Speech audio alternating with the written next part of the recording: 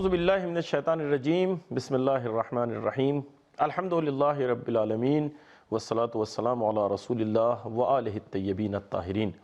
ناظرین اکرام، سحر عالمی net work کی جانب سے نشر ہونے والے پروگرام اسلامی تاریخ کے ہمراہ آپ کا میزبان کفایت حسین حاضر خدمت ہے۔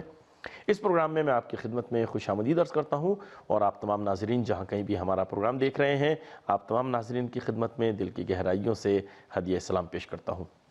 ناظرین، تاریخ جو آپ کے سامنے یہ پروگرام پیش کیا جا رہا ہے، اس کا ایک مقصد یہ ہے کہ ہمیں اسلام کی تاریخ سے آشنائی حاصل ہو سکے، نبی اکرم صلی اللہ علیہ وآلہ وسلم اور آپ کی آل پاک جو ان کی زحمتیں ہیں ہم ان سے آشنا ہو سکیں، اور یہ کہ خداوند متعال نے حضور کی ذات کو ہمارے لیے نمونہ عمل بنا کر بھیجا ہے۔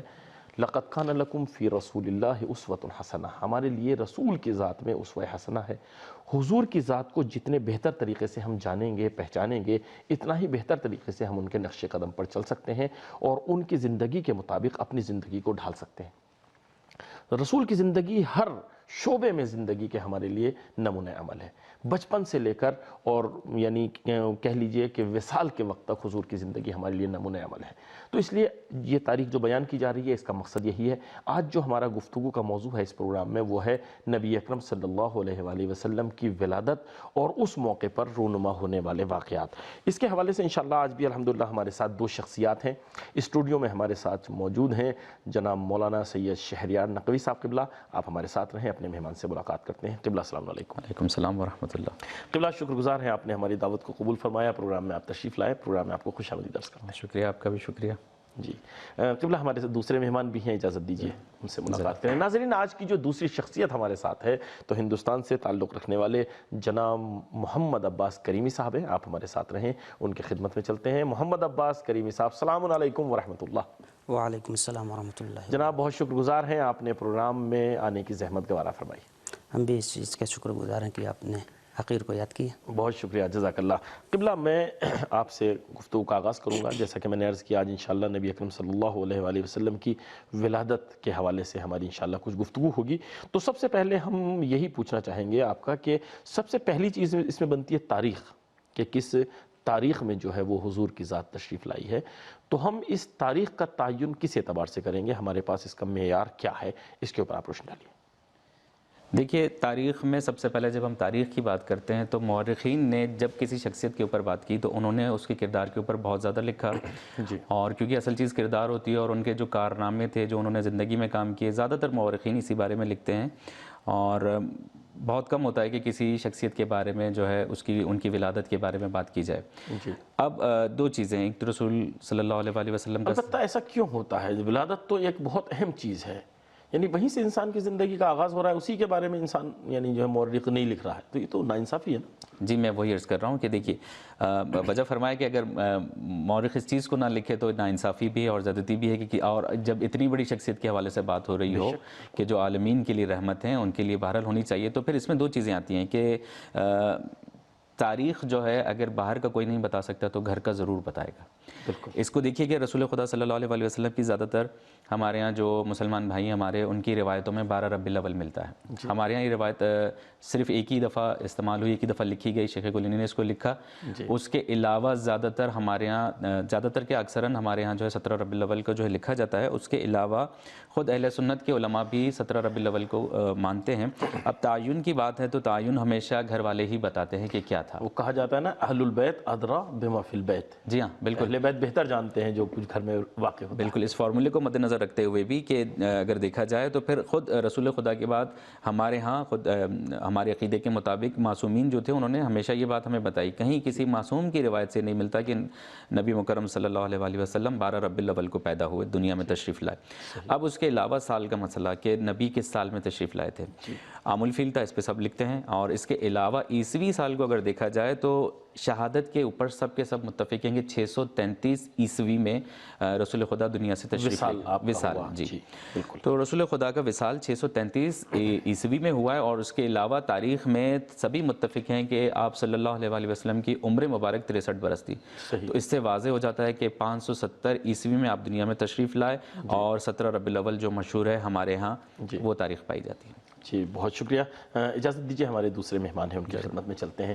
جی محمد عباس صاحب, آپ سے ہم یہ جاننا چاہیں گے کہ نبی اکرم صلی اللہ علیہ وآلہ وسلم کی ولادت کے موقع پر کچھ اس طرح کے واقعات رونما ہوئے کہ جو عادی نہیں تھے, طبیعی نہیں تھے, یعنی معمولاً وہ واقعات رونما نہیں ہوتے تھے. مثلا زمین اور آسمان میں اس طرح کے واقعات کچھ رونما ہوئے, تو وہ کون سے واقعات تھے, ذرا ان کی طرف آپ اشارہ فرمائیں. جی ولادت رسول اللہ صلی اللہ علیہ وآلہ وسلم کے سلسلے میں بہت سے واقعات ملتے ہیں جو آسمانی بھی ہیں, زمینی بھی ہیں. اور جو آسمانی بھی ہے اس میں مہم ترین واقعہ یہ ہے کہ شیطان کا عدم صعود, یعنی شیطان پھر آسمان پہ نہ جا سکا. کب؟ جب جناب حضرت آدم علیہ السلام زمین پر مبعوث کیے گئے, جی تو شیطان اس وقت تین تک جو ہے یعنی 3 آسمان تھے, تیسرے آسمان پر جاتا تھا. جی. اور اس کے بعد باقاعدہ جاتا تھا, یعنی اس کا صعود کا سلسلہ تھا. لیکن جب حضرت عیسیٰ پیدا ہوئے جی تو یہ صعود اس کا اور بھی کم ہو گیا. صحیح. اور پھر بھی جانا آنا لگا رہتا تھا, اس کی رسائی تھی آسمان تک. صحیح. لیکن جب حضرت محمد مصطفیٰ صلی اللہ علیہ وسلم رحمۃ للعالمین دنیا میں تشریف لائے, جی. تو پھر شیطان کو اجازت نہیں ملی کہ پھر وہ آسمان تک صعود کرے اور یہ آسمان پر جائے. لہٰذا وہیں سے یہ مبعوث ہو گیا, یعنی پھر آپ کو اجازت نہیں ملی, یعنی شیطان کو اجازت نہیں ملی کہ وہ پھر عرش الہی تک جائے. ایک واقعہ یہ جو آسمانی ہے. اور جو زمینی ہے اس میں متعدد واقعات ملتے ہیں. جو امام جعفر صادق علیہ السلام کی حدیث ہے, عربی تو نہیں پڑھوں گا, لیکن جو اردو میں جو اس کا ترجمہ یہ ہے, خلاصہ یہ ہے کہ ایوان کسریٰ کا لرزہ براندام ہونا اور اس میں سے 14 کنگورے کا گر جانا. یعنی کسریٰ کا جو وہ محل تھا, ہاں, اس کا جو ایک تو لرزہ براندام ہونا اور اس کے 14 کنگورے کا گر جانا. جی جی, یہ فوق العادہ چیز تھی, یعنی کبھی ایسا نہیں ہوا تھا. اور جیسے ہی آپ تشریف لائے فوراً یہ منہدم ہو گئے اور 14 کنگورے گر گئے. جی. اس کے بعد نیران فارس کا خاموش ہونا. جی, فارس کا جو آتش کتا تھا وہ خاموش ہو گیا, وہ بجھ گیا. جی. اور یہ ایسا جو ہزاروں سال سے جل رہا تھا, مجوسیوں کا ایک معبد تھا, یعنی عبادت خانہ تھا, وہ بھی خاموش ہو گیا. یہ فوق العادہ چیز تھی جو ہزاروں سال سے جل رہا تھا, کبھی خاموش نہیں ہوا تھا, یعنی کبھی یہ سوچا بھی نہیں جا سکتا تھا. اور رسول اللہ کی ولادت سے یہ اتنا متاثر ہوا کہ یہ ختم ہو گیا. جی بالکل. اور اس کے بعد دریائے ساوا کا خشک ہونا, دریائے ساوا مشہور دریا, اور یہ خشک ہو گیا رسول اللہ کی ولادت پر. صحیح. اور وادی سماوا, جو خشکی, جہاں خشک ہی خشک, یا بھی ہر چیز خشک, وہاں اچانک پانی کا آ جانا, لبریز ہونا آپ سے پانی سے, یہ فوق العادہ چیز تھی. بالکل. اور اس کے بعد سارے اصنام اور جتنے بت تھے ان کا سر بے سجود ہونا, اور آسمان سے قل جاء الحق وزهق الباطل ان الباطل کان زہوقا کی صدا کا آنا, ہاتف غیبی کا آنا, یعنی وحدانیت محمد مصطفیٰ صلی اللہ علیہ وآلہ وسلم تھی. صحیح. یہ چند واقعات ہیں جو بہت مہم تھے, زمینی اور آسمانی, جو رسول اللہ کی ولادت کے موقع پر رونما ہوئے. جی بہت شکریہ, جزاک اللہ. قبلہ آپ کی خدمت میں ہیں, آپ اس سلسلے میں اگر کچھ بیان کرنا چاہیں, کچھ آپ کی نظر میں ہے اس طرح کے واقعات حضور کی ولادت سے پہلے جو یعنی رونما ہوئے ہوں؟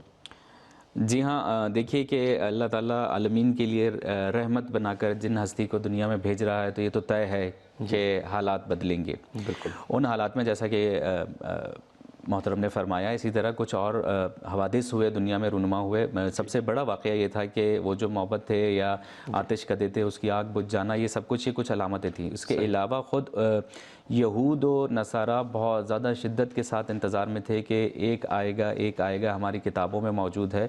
ان حالات کو دیکھ کر جو اس رات رونما ہوئے, بہت سے حالات ایسے تھے کہ جس کی وجہ سے وہ پریشان ہو گئے.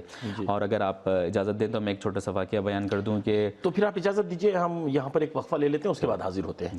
ناظرین, ہماری گفتگو چل رہی ہے نبی اکرم صلی اللہ علیہ وآلہ وسلم کی ولادت کے حوالے سے.